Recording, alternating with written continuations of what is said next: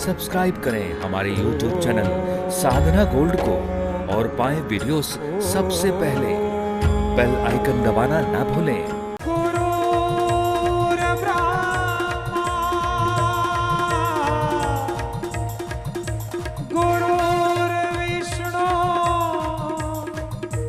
गुरुर्देवो महेश्वर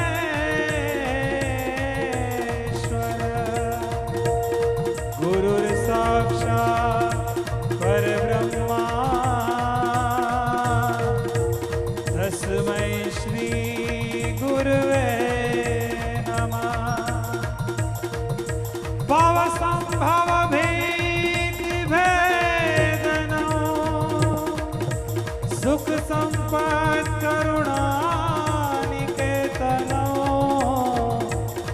व्रतदान तप क्रिया फलो सहजानंद गुरु भजे सदा सहजानंद गुरु भजे सदा सहजानंद गुरु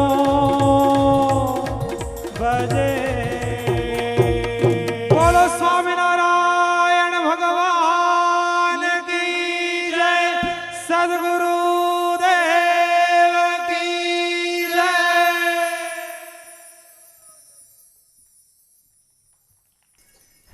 प्यारे श्रोताजनों,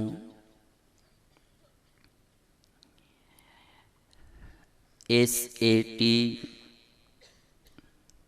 स्वामीनारायण आश्रम ट्रस्ट द्वारा आयोजित गोष्ठी में हम सब एकत्रित हुए हैं।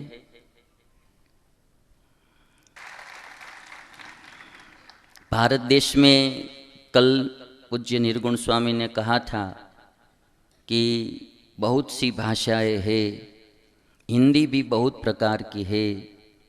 करीबन 499 प्रकार की हिंदी भाषा भारत देश में बोली जाती है।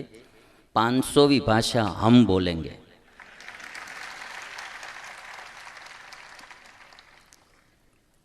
तो इस गोष्ठी में पधारे हुए सभी श्रोताजनों को भाव से मेरा जय स्वामीनारायण। 5 दिन आनंद में गोष्ठी करना है, सीरियस नहीं होना है, आनंद से बैठना है, आनंद से गोष्ठी करना है, सुख के बारे में सबको सोचना है। भगवान स्वामीनारायण, उनका प्रागट्य स्थान है उत्तर प्रदेश। उत्तर प्रदेश में अयोध्या के नज़दीक में एक गांव है जिसका नाम है छपैया। उस गांव में भगवान स्वामीनारायण का प्रागट्य हुआ था। बहुत छोटी उम्र में, 11 वर्ष की उम्र में भगवान स्वामीनारायण ने घर बार का त्याग कर दिया था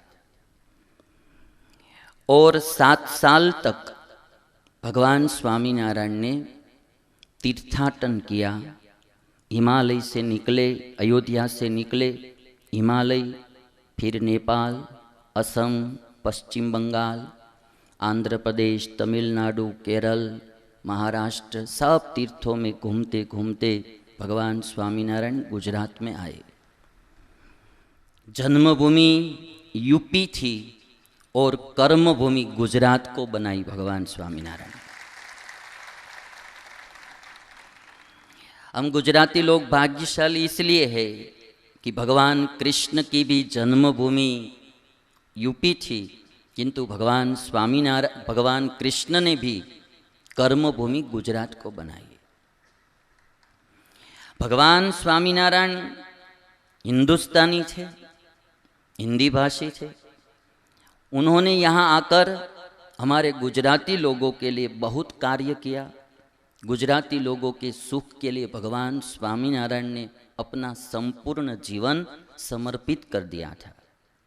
तो अब हमारी बारी आई है कि हम हमारे हिंदी भाषी युवाओं के सुख के लिए ऐसी गोष्ठी करेंगे कि इस गोष्ठी सुनकर बहुत के लोगों के घरों में सुख और शांति आएंगी, अच्छे दिन आएंगे।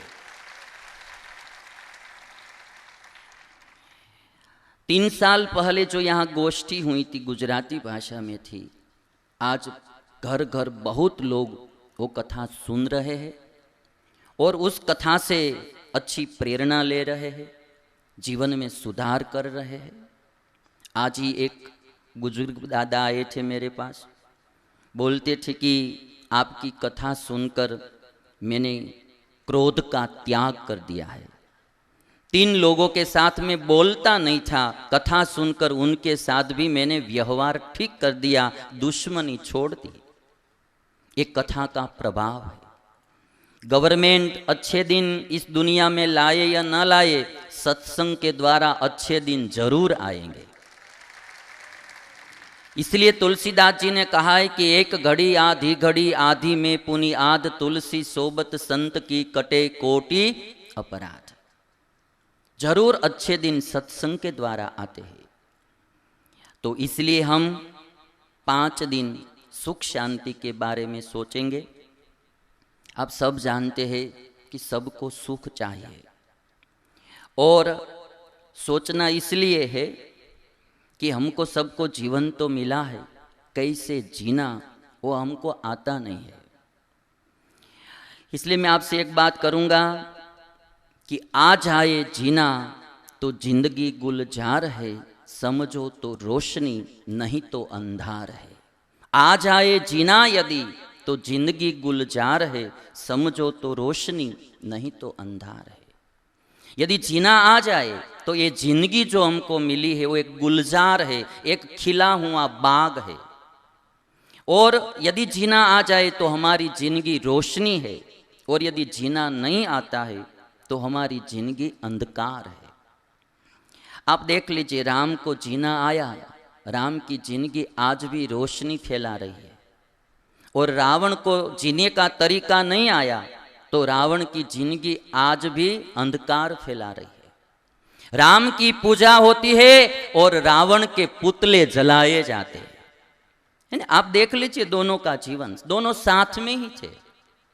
राशि में कुछ नहीं है, दोनों की राशि तो एक ही थी, राम और रावण।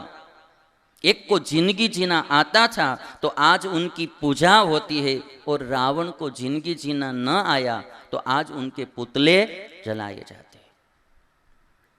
और दूसरा उदाहरण आप देख लीजिए, कृष्ण और कंस।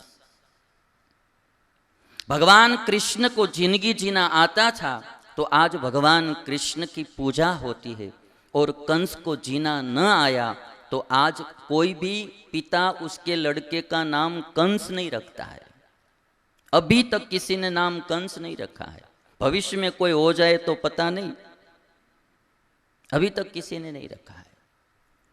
बस सुख और शांति में और कुछ नहीं है। हमको जीना आ जाए तो हमारे जीवन में सुख ही सुख रहेगा, यदि जीना नहीं आएगा तो दुख ही दुख रहेगा। मानव जीवन जो है हमारा, वो एक मर्सिडीज गाड़ी है। हमारा जो मानव जीवन हमको जो मिला है, 84 लाख प्रकार के जीवन होते हैं, उन सब जीवन में मनुष्य का जीवन उत्तम है, सर्वश्रेष्ठ है।